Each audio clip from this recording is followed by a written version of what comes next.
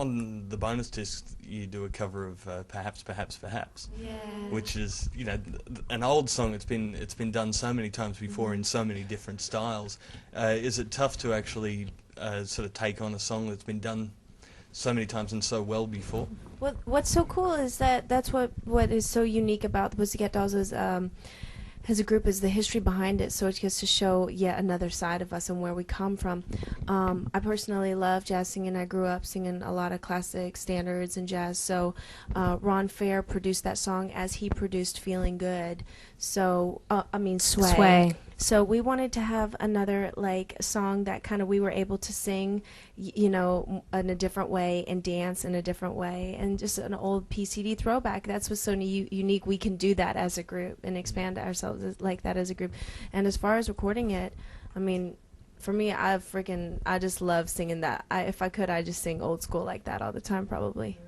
So how did you make that leap from the old, jazz standard style into pop music? Well, I suppose also, though, for any of you, you all came from sort of dancing and theatrical backgrounds. How did you all make that leap into becoming a pop group?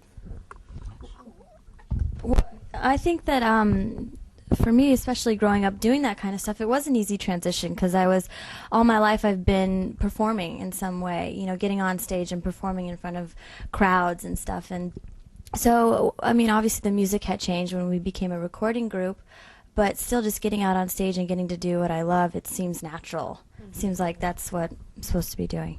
As far as vocally, I felt honored when they asked me to join the group, to lead the group musically, because I had been in a rock band. I had studied a lot of theater, musical theater, vocally, so I was fortunate enough to be able to bring those different elements into the Pussycat Dolls, which are styles of music.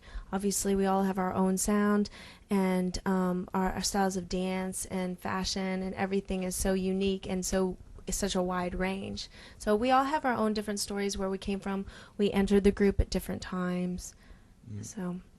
And you all have a solo record on the bonus disc that's out there now. Will you all be releasing a solo album? I think all of us would like to branch off eventually in the future. Doll domination is dominating our lives, but I think it would be a really fun thing to do. I'd love dance music, so I'd love to do a dance album. Yeah, right. I definitely I'm gonna sing, because that's my thing. And her name is Melody. Yeah. That was pretty convenient. Yeah. Actually. Yeah, it really worked out. My name was supposed to be Tiffany. Wow. Yeah. Then you'd be in trouble. Yeah, it's just Tiffany who can sing. I'm going to put out my solo album next year, and it's actually called Her Name is Nicole. Wow. I'm always working on music as well. I love to write. It's one of my biggest passions, and so it's kind of thrown me into the outlet of singing. So Kimberly's going to write for me on my dance album. And I'm going to do a reggae album. That's what I'm feeling is calling me these days. You should. Love reggae. Love my reggae. My favorite. No, but if the I'm opportunity... judging by everyone else's reaction that might be a bit of sarcasm. I actually love singer-songwriter stuff, so if I ever got a chance to do that with maybe some Timbaland beats, that would be my all-time. That would be hot. What's funny is that is kind of what I am going for. Wow. It's kind of a reggae-inspired album.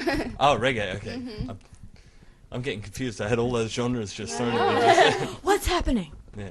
But, as a group, you also, on this record and of course, the first one, you've worked with so many other great artists who have been around for so long, like Missy Elliott and R. Kelly and Busta Rhymes and all of that. Were you guys ever, starstruck in there? They've been doing music for I think 15 we're years. starstruck. I think we're starstruck with everybody. We're so fortunate to be where we are. We all had dreams, and we all have watched Snoop Dogg, and we've all watched Missy Elliott and said, wow, that'd be amazing. I just aspire, and I'm going to work hard to be there. So every person that we go in the studio with, Timbaland, it's still amazing if you take a step back to be like, look how blessed we are that we get to collaborate and work with these people. So true. And beyond you guys as a musical group, there's also the Pussycat Dolls Club in Las Vegas. Yeah. Is that a tribute or a rip-off? Oh no, it's a tribute.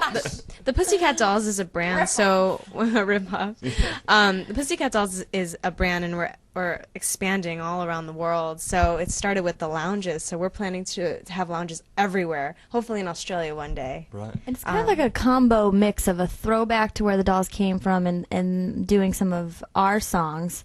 But it's definitely, at least the Vegas one, I feel is Vegas style. It's got its own like flavor to it. Viva Las Vegas. Yes. It kind of suits you guys, you know. I think Vegas and the whole larger than life. It's cool. I mean, we have like slot machines and gaming tables and stuff. So it's really cool. I can't wait to see what else the Pussycat Dolls is gonna have in like 10 years. Yeah. It's incredible. And last night here in Melbourne, you played a show for the National Breast Cancer Foundation. What did that mean to you to actually play for that? It meant a lot. It did mean a lot. I have an aunt that is going through breast cancer as we speak, so seeing what she goes through and seeing the scars in her armpits and hearing my mom talk about, you know, the struggle of radiation and chemotherapy, I always felt like I'd never have the right words or the right encouragement or the right support. I don't really know what to say. And so it was incredible to have the opportunity to do something and feel like I was doing something in order to help her and to help all the women out there that are going through it. And as the Pussycat Dolls are, you know, we stand for female empowerment, and there's so many women that go through it that we just hope to raise as much money as possible for it and just bring awareness and hope that all women get checked.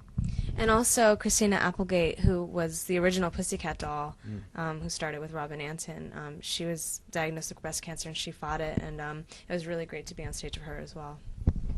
What, last night? Last night. Is she here? No, she's not here. No, She did be it, on but- stage for her, Oh, in for honor her. for Okay. her and Kimberly's aunt as well. It's all coming together now. Yeah. Well, girls, thanks so much for joining us. Thank you.